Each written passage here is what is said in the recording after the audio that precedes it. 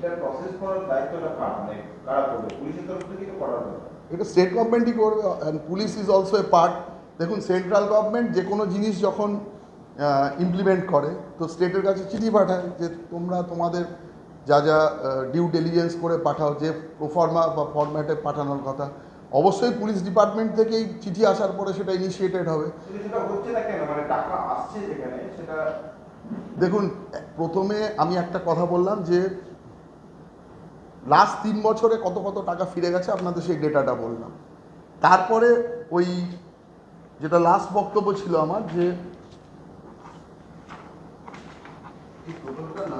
বলে দিচ্ছি এক সেকেন্ড। তৃণমূল একদিকে এসএনএ স্পর্শ, এটাতে রেজিস্ট্রেশন করলে তারপরে আপনার কাছে এটাতে রেজিস্ট্রেশন করার জন্য বলে দিচ্ছি কবে কবে চিঠি পাঠিয়েছে। 11/7/2024, 29/10/2024, 9/1/2025, ইমেল পাঠিয়েছিল 6/2/2025, আবার লেটার পাঠিয়েছিল 5/5/2025। এসএনএ স্পর্শে রেজিস্ট্রেশন করলে এটা মিনিস্ট্রি অফ ফাইন্যান্সে ডিপার্টমেন্ট অফ এক্সপেন্ডিচার, এখানে আপনি যখনই এখানে রেজিস্ট্রেশন করবেন, এটাকে বলছে এসএনএ স্পর্শটা কি আপনারা জেনেন, a new fund flow mechanism of real time and integrated quick transfer. এই মডেলটা যেটা রয়েছে এটাতে স্টেট গভর্নমেন্টকে ইমপ্লিমেন্ট করার জন্য, মানে এই মডেলটাকে বলা হয়। তার ফলে আপনার যে পরিমাণ টাকা ওখানে রয়েছে, আপনার যে রিকোয়ারমেন্ট সেই অনুযায়ী আপনাকে সেই ফান্ডটা রিলিজ করা হয়। এটা পুলিশের ইয়েতে করা হয়, আধুনিকীকরণ। মানে আমার বক্তব্যটা কিন্তু এখন পুলিশ ডিপার্টমেন্ট নিয়ে বলছি। পাওয়া যাবে এটাতে যদি রেজিস্ট্রেশন করা হয়। আস্তে আস্তে বলছি। প্রথম চিঠি এসেছিল 11/7/2024, নেক্সট 29/10/2024, নেক্সট 11/7, তারপরে 29/10/24, এটা 24-এর বলছি। তারপরে 25-এর বলছি 9/1/2025, ইমেল এসেছিল এটা। না, তারপরে ইমেল এসেছিল। এই তিনটে কিন্তু লেটার, প্রথম তিন হোম মিনিস্ট্রি থেকে, না সরি, মিনিস্ট্রি অফ ফাইন্যান্স থেকে, department of expenditure, ministry of finance, ঠিক আছে। 9/1/2025 এই তিনটে চিঠি। নেক্সট হচ্ছে ইমেল ডেটেড 6/2/2025, আর তারপরে আবার চিঠি আসে 5/5/2025। আজকে আগস্ট মাস শেষ মানে অর্ধেক প্রায় চলে এসছে, পাক্কা 13 মাস, এখনও কোনো জবাব দেওয়ার পর্যন্ত জায়গায় আমার মনে হয় স্টেট থেকে তৈরি হয়নি। মোদ্দা বক্তব্য যে এই প্রথমত হচ্ছে যে দেখুন, দুটো জিনিস গত 3 বছরে যেটা আমি বলেছিলাম, 3টে ফাইন্যান্সিয়াল ইয়ারে এপ্রিল 2022-এ 69 কোটি টাকা ফিরে গেছিলো, এপ্রিল 2023-এ 39 কোটি টাকা ফিরে গেছিল, এপ্রিল 22 হচ্ছে 39, তাই তো? 69 কোটি টাকা, 69 কোটি। এপ্রিল 23-এ 39 কোটি টাকা, আর এপ্রিল 2024-এ 11 কোটি টাকা।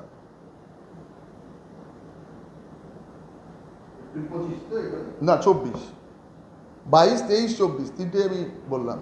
তারপরে এই মেকানিজমটার মাধ্যমে, আর সব থেকে বড় কথা টাকাটা ফিরে যাওয়ার, আর আরেকটা জিনিস, স্টেট গভর্নমেন্টের এগেনস্টে বরাবর যেটা অভিযোগ রয়েছে যে কোনো ইউটিলাইজেশন সার্টিফিকেট বা প্রপার কোনো ডকুমেন্টেশন কিছু পাওয়া যায় না।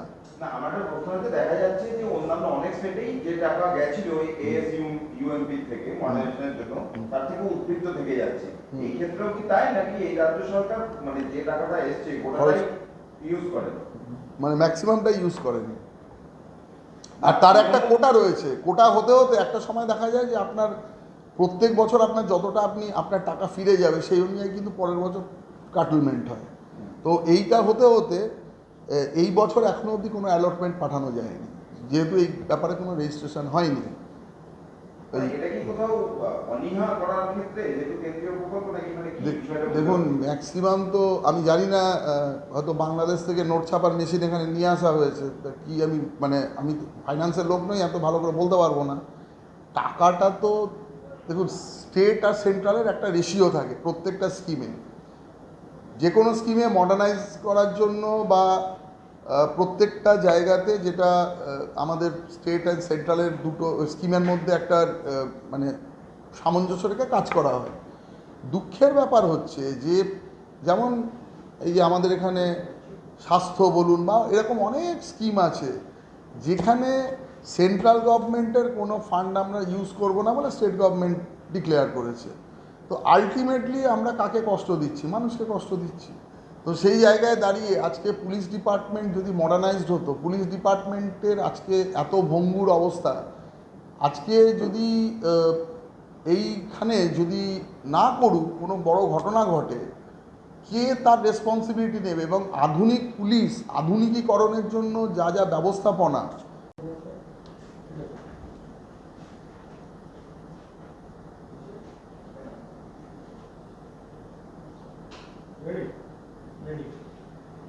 আজকে আমরা কয়েকটা জিনিস পয়েন্ট আউট করতে এসেছি আপনাদের সামনে।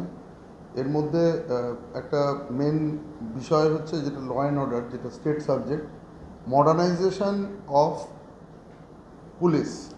এই মডার্নাইজেশন যে স্কিম রয়েছে, সবচেয়ে আশ্চর্যের কথা, একটা assistance to states and UTs for modernization of police, ASUMP বলে একটা স্কিম আছে, যেখানে গত 3 বছরে মোটামুটি এপ্রিল 2022-এ 69 কোটি টাকা, এপ্রিল 2023-এ 39 কোটি টাকা এবং এপ্রিল 2024-এ 11 কোটি টাকা, মোট সর্বমোট প্রায় 120 কোটি টাকা ওখান থেকে ব্যাক করে চলে গেছে।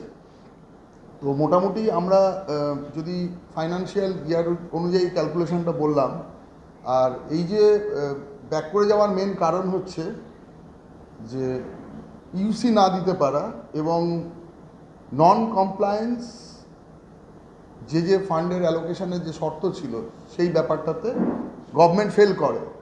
আর সবচেয়ে আরও আশ্চর্যের কথা, আপনারা জানবেন যে 2025-26-এর যে স্ট্যাটাস আমরা যদি পাই, এখানে গভর্নমেন্ট 0 রুপিস রিলিজ হয়েছে till 31st of July 2025, simply because the state has not made mandatory requirements.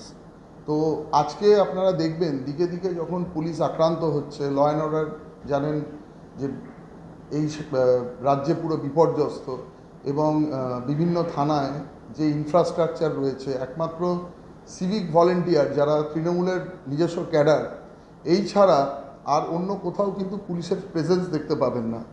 আরেকটা আমরা আমাদের অনারেবল প্রেসিডেন্ট আমাদের রাজ্যের, উনি একটা খুব সুন্দর প্রশ্ন, মানে আমাদের প্রশ্ন উত্তর পর্বে একটা জিনিস এনেছিলেন, সেখানে একটা জিনিস আমাদের ভেসে উঠেছে যে যেটা আমাদের এই ফাইন্যান্সিয়াল ইয়ারে একটা যে টাকা এসছে অনলি, সেটা হচ্ছে একটা মিসলেনিয়াস ফান্ড থেকে, সেটা খুবই কম, 54 লাখ টাকা।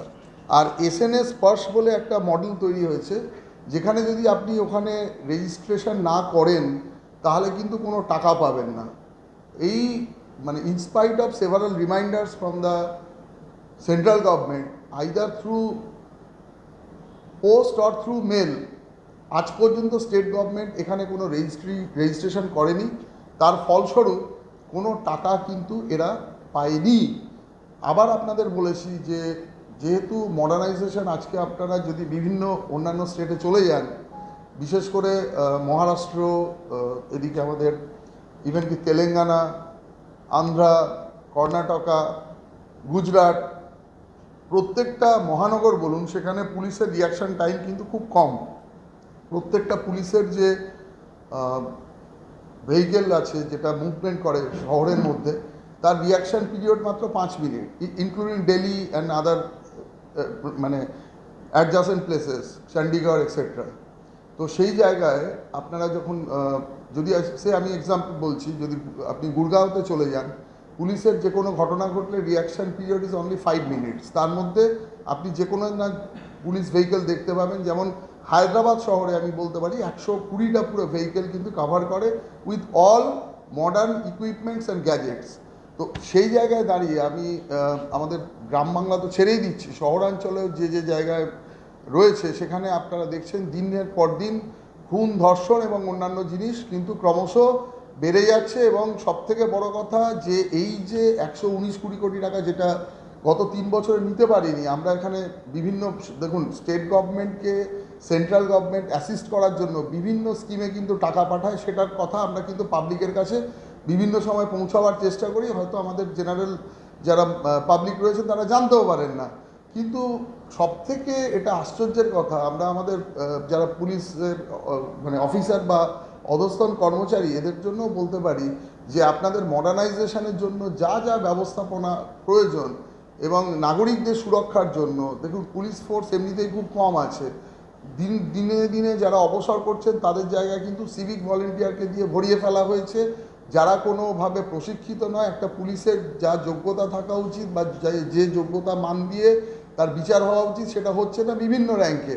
তারপরে গিয়ে আজকে যেভাবে এই তাদের নিয়োগটা হচ্ছে বা সিভিক ভলেন্টিয়ারদের জন্য তারা কিন্তু মডার্নাইজ ফোর্স একেবারেই নয়। যারা আমাদের কনস্টেবল থেকে আরম্ভ করে হায়ারার্কিতে সিনিয়র অফিসার, আইপিএস অফিসার পর্যন্ত যারা রয়েছেন তাদের যেভাবে উন্নত মানের প্রশিক্ষিত করে তাদের যে ইকুইপমেন্টস ব্যবহার করার কথা সেক্ষেত্রে তারা বঞ্চিত হচ্ছে। বিভিন্ন ল অ্যান্ড অর্ডার ইস্যুতে গিয়ে পুলিশ ফেল করছে।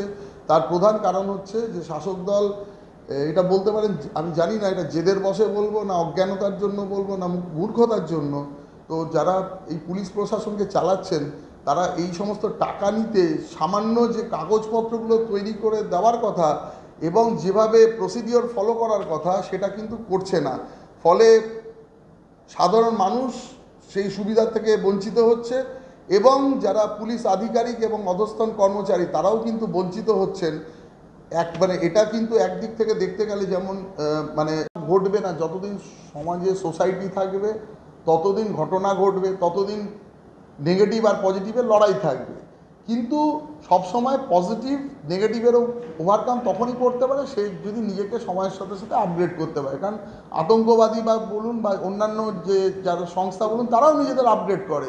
আজকে যদি আপনি টাকা পয়সাগুলো ঠিকভাবে খাতে ব্যবহার না করেন, আজকে যদি কোনো বড় ঘটনা ঘটে যায়, আজকে আমরা কার ভরসায় চলি? ভগবান ভরসা। পুলিশ যদি খাটের তলায় টেবিলের তলায় লুকিয়ে পড়ে তো আজকে যে আরও বড় ঘটনা ঘটবে না কে বলতে পারে? আজকে যে প্রকাশ্য সন্ধ্যায় একজন কাউন্সিলরকে গুলি করতে গেছিলো সে কেন বেঁচে গেল? তার সেফটি ককটা ব্লক হয়ে গেছিলো বলে। যদি হয়ে যেত তো এই রকম জায়গায় দাঁড়িয়ে কোথাও গিয়ে জাল নোট পাওয়া যাচ্ছে, কোথাও গিয়ে বোমা বারুদের মশলা পাওয়া যাচ্ছে, কোথাও গিয়ে জিলেটিন স্টিক পাওয়া যাচ্ছে, কোথাও গিয়ে বম পাওয়া যাচ্ছে, কোথাও গিয়ে প্রচুর আর্মস পাওয়া যাচ্ছে। আজকে যদি সেন্ট্রালি পুরো ব্যাপারটাকে মনিটর করে একটা মেকানাইজ সিস্টেম হতো, তাতে সার্ভেলেন্সটা আরও বেশি হতো এবং তাতে পুলিশ যারা কর্মচারী তাদের আরও বেশি আধুনিক করা হতো, তাহলে উপকারটা তো আমাদের হতো। অ্যাটলিস্ট কোনো ঘটনা ঘটলেও চিহ্নিতকরণটা তো করা যেত। তো আজকে আমরা কোথায় নিয়ে এসেছি এই জায়গাটাতে আমাদের ভাবতে বলা তো জিনিস একটা হচ্ছে, মানে আপনারা বলছেন যে প্রকল্পের টাকা কেন্দ্র দিচ্ছে কিন্তু রাজ্য সরকার, আমরা বলছি না, এটা ফ্যাক্ট বলছি, এখন বলছি ফ্যাক্ট। পাল্টা তৃণমূল কংগ্রেস আজকে অভিষেক বন্দ্যোপাধ্যায় বলেছে যে কেন্দ্র সমস্ত প্রকল্পের টাকা বন্ধ করে দিচ্ছে, এমনকি জলের টাকাও বন্ধ করে দিচ্ছে। দেখুন আমরা যা কথা বলি আমরা ডেটার উপরে কথা বলি। ওই ওনার উত্তরটা সেই গড়ের মাঠে কত কাক বসে আছে বললো 4,34,319টা, এটা গোনা কারো পক্ষেই সম্ভব না। দেখুন যেটা বলবো বা মমতা ব্যানার্জি প্রত্যেকটা ওই আগে ব্রিগেডের সমাবেশে নিয়ে আসেন এতগুলো ফাইল এর এগেনস্টে আছে, এর এগেনস্টে আছে, এর এগেনস্টে আছে, তো ডেটার বাইরে দাঁড়িয়ে কিছু বলা তো সম্ভব। ডেটা তো অন রেকর্ডেড, তার বাইরে কিছু বলা সেটা তো ন্যাশনালি প্রত্যেকটা স্টেট যেভাবে তৈরি করে তার উপরে বেস করে সেন্ট্রালের ডেটা ব্যাংক তৈরি হয়, তার উপরে বেস করে প্রত্যেকটা উত্তর তৈরি হয়। এটা তো আমি বানিয়ে কিছু বলতে পারি না, এই জিনিসটা পুরো রেকর্ডেড ফ্যাক্টস। আমাদের কাছে যে ডেটা স্টেট থেকে প্রোভাইড করার পরে যত টাকা দিল তার মধ্যে যত টাকা খরচ করতে পারলো না সেটার বেসিসে গিয়ে আসে। কেন খরচ করতে পারছে না সেটা তো আপনাকে দেখতে হবে। হয় আপনি ইউসি দেননি, নাহলে আপনি প্রসিডিওর ফলো করেননি, নাহলে অন্য কিছু আপনার ওখানে হয়ে আছে, তো সেখানে যদি কোনো কেসের স্টে আছে বা হোয়াট এভার বেবি, তো আজকে আপনাকে টাকাটা দিতে গেলে বা টাকাটা ইউটিলাইজ করতে গেলে পরের বছর কতটা স্যাংশন হবে তার একটা নিয়ম আছে। আপনি নিয়মের বাইরে গিয়ে যদি আপনি যা খুশি বলেন সেটা তো কোনোদিন সম্ভব হতে পারে না। সেকেন্ড যে বিষয়টি আপনি বলছেন ইলেকশন কমিশনের ডব্লিউবিসিএস অ্যাসোসিয়েশনের চিঠি, সেই জায়গা থেকে ডব্লিউবিসিএস অ্যাসোসিয়েশনের যে চিঠি, সেটা চিফ সেক্রেটারিকে। চিফ সেক্রেটারিকে যে চিঠি ইলেকশন কমিশনের পদক্ষেপের প্রেক্ষিতে, সেইটা নিয়ে শাসক দলের বক্তব্য হচ্ছে ডব্লিউবিসিএস অ্যাসোসিয়েশন বলছে যে নির্বাচন কমিশন যা সিদ্ধান্ত নিয়েছে তাতে এই রাজ্যে ডব্লিউবিসিএস অফিসারদের মনোবল ভেঙে যাচ্ছে। আমরা চিঠিটা আপনাকে দিয়ে দিচ্ছি, আপনারা সবাই প্লিজ দেখে নেবেন।